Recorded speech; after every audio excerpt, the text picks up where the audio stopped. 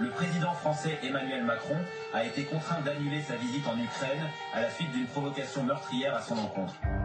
Cette vidéo a été vue des millions de fois sur les réseaux sociaux et pourtant, elle est totalement bidon.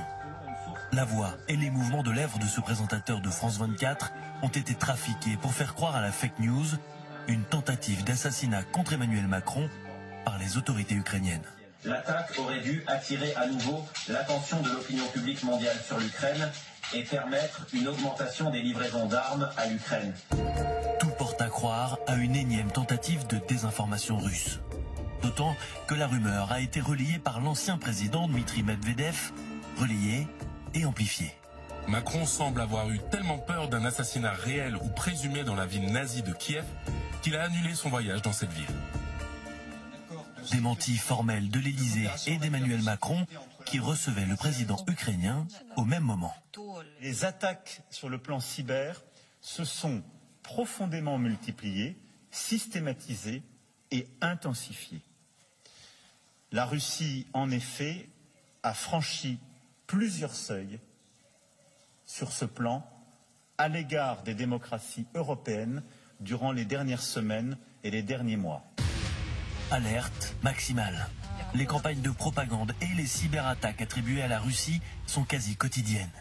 Un secteur aussi essentiel que la défense est particulièrement visé. Il y a de cela maintenant quelques mois, une entreprise de défense importante française, je vais taire son nom, mais qui a réussi à repousser cette attaque cyber, mais a vu une agressivité russe particulière pour tenter de saboter un certain nombre d'éléments de production de munitions en espèces ou de matériel ou d'équipements militaires avec une attaque cyber frontale. Et ça, on va le voir de plus en plus. Alerte aussi au Quai d'Orsay qui a annoncé avoir découvert une immense structure de désinformation russe. Nous venons d'exposer ce matin un réseau d'au moins 193 portails d'information numérique dormants. Nom du réseau, Portal Combat. Objectif, déstabilisation. Parmi les sites repérés, Pravda, qui signifie non sans ironie, vérité. Le site publie des dizaines d'articles par jour. On y trouve tout et n'importe quoi, comme cette vidéo censée montrer un agent ukrainien placer une bombe sous une voiture en Russie, interpellé par le FSB dans une curieuse mise en scène. Ou cet article laissant croire que la France dirait « ça suffit » à Zelensky, alors qu'il s'agit en fait de propos tenus par Florian Philippot, ancien visage du Front National. Des fake news grotesques partagées massivement sur les réseaux. On voit qu'ils se repartagent entre eux les informations. Donc là, il n'y a pas beaucoup de vues, mais le fait de repartager, eh bien, ça transforme les algorithmes de X qui dit, ben voilà, tout le monde repartage, tout le monde aime, donc je vais le remettre en avant. Damien Bancal est ce que l'on appelle un hacker éthique. Il voit la propagande russe grossir de jour en jour sur Internet.